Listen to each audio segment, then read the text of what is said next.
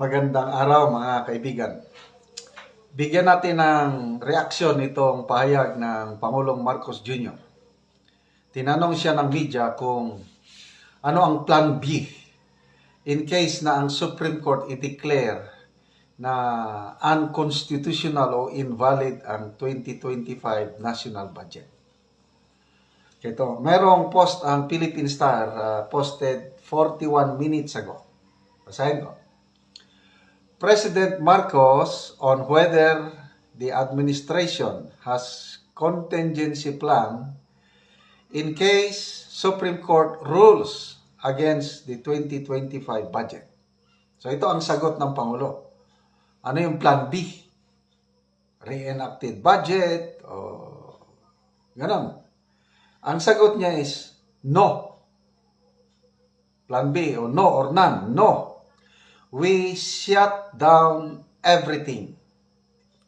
I guess that's what they want. They want the government to cease working. So matuloy yung kanilang mga destabilisasyon na ginagawa. So yun po ang sagot ng Pangulo. Bigyan natin ng reaksyon mamaya. So tuloy ko lang basahin ang post. Marcos on legal challenge versus 2025 budget. Will let the Solicitor General make the argument before the Supreme Court. We're very confident that our case is strong. So, ito, mas maganda itong pangalawang pahayag kaysa yung nauna, yung no. We don't have a contingency plan. We shut down the government. Wala kaming gagawin. Wala ng gobyerno. Parang ganun ang sinasabi niya. So, anong ibig sabihin nun? Defeatist. Surrender na siya. Wala na. Anong klaseng leader yan? Mas maganda itong pangalawa. Yung legal challenge. Anong gagawin? Yung petition sa Supreme Court. Sabi niya, trabaho ng Solicitor General yan. Siyang ilaban niya sa korte at we are confident. Yan, ganyan sana palagi. Yung ganitong statement, we're very confident that our case is strong. Hindi kami matatalo dyan. Pabayaan mo yung nag-file ng petisyon, haharapin namin yan. Wala kaming ginawang illegal. Everything is within the law. Yan ang magandang pahayag, di ba? Ang hindi magandang pakinggan is yung no contingency plan. That's very, sa akin hindi katanggap-tanggap yung wala kang contingency plan. Ang buhay natin kasi, very uncertain ang buhay ng tao. Pati na rin itong panggobyerno, may mga ganyan talaga. So, dapat meron tayong plan, may plan A, plan B, plan C. So, dito sa presidente, yung sabi niya, no contingency plan, no plan B, we will shut down the government. Nako, anong klaseng pangulo meron tayo? Tapos ito pa,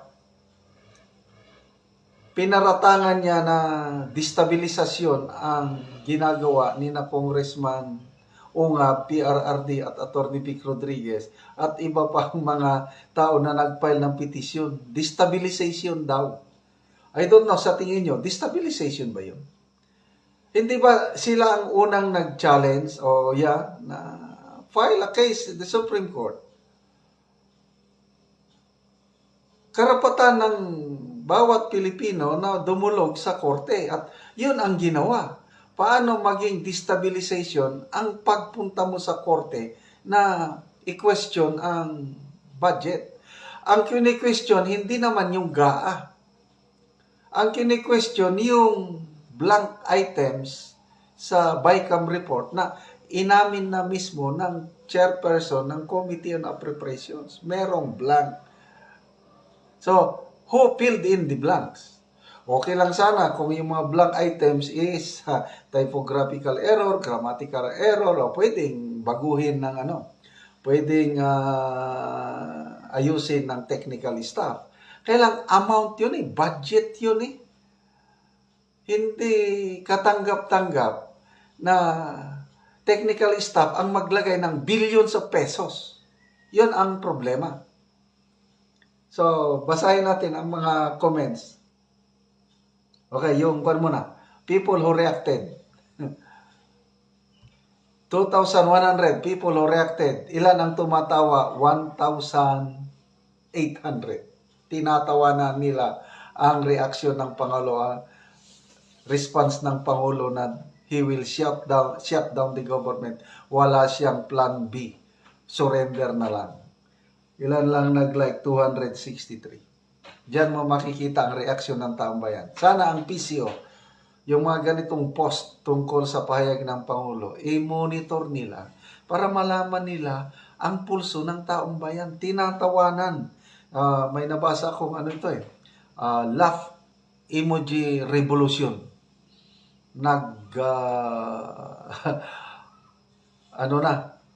Nag-aaklas na ang taong bayan sa pamamagitan ng paglagay ng laugh emoji. Ganun na lang magawa ng tayo. Tawanan mo na lang ganyan ang presidente natin Wala tayong magawa. Okay, so magbasa tayo sa mga comments. May tama siya. Sabi na, there is no destabilization.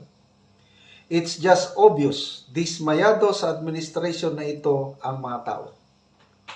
We have seen too many inconsistencies and weak leadership. We can no longer wait for another election. I speak on behalf of the majority of the Filipino people. We want the President of the Philippines to step down. Lyndon Bonzon, sabi niya, the budget should not have been approved in the first place if there were so many questionable items. Confirms that the Congress and Senate are now big-time biased. Malala ko yung statement ni former Senate President Drilon. In my 24 years in the Senate, sabi na, this is the most corrupt budget I have ever seen. Sabi. Ed Ong, a leader who blames others has already admitted their own failure inspired by Theodore Roosevelt. Finger pointing ng presidente. Mga destabilizer yan, ang mga nag-file ng petition sa korte. Wens King Baguio, sabi niya, tama si Duterte, Marcos is weak leader. John Sepe, sabi niya, no to shut down, just go down. Pau Arnado, sabi niya, shut down everything, tapos we're very confident. Magkabaliktad Yung una, defeatist. Yung isa naman, overconfident. Ano ba yan? Anyway, so, wala na tayong magawa. Yan ang presidente natin Yan ang binutuhan natin. Ang pagsisisi, palaging nasa huli. Okay, mga kaibigan, salamat sa inyong panunod sa ating channel. Yung income na natatanggap dahil sa inyong panunod, nagagamit natin pagtulong sa Talaan Dig Tribe. Okay, so tumutulong tayo pagpapa-repair sa kanilang mga sira-sirang bahay or pagpapatayo ng bagong bahay. Namimigay po tayo ng libreng yero at